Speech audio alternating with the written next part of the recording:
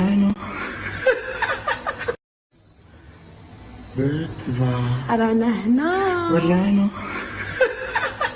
التيك توكر دنيا الصيفية المثيرة للجدل في مواقع التواصل الاجتماعي، والمعروفة بعرض مفاتنها على جمهورها المتعطش. نعم أخي الجزائري، تم إيداع هذه المؤثرة بين قوسين، يعني لا مؤثرة لا والو، للسجن لمدة 5 سنوات.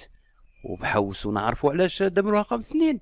ما كاش مشكل خويا الجزائري، اصبر معنا ودوك تعرف لماذا تم دمر هذه التيك توكر المثيرة للجدل ب5 سنوات.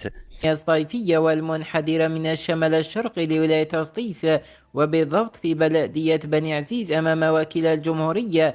وبعد استجوابها والنظر في ملفها الجزائي، أمر القاضي الشرطيين بتحويل هذه الفتاة مباشرة إلى السجن على أن تتم محاكمتها يوم 5 مارس المقبل.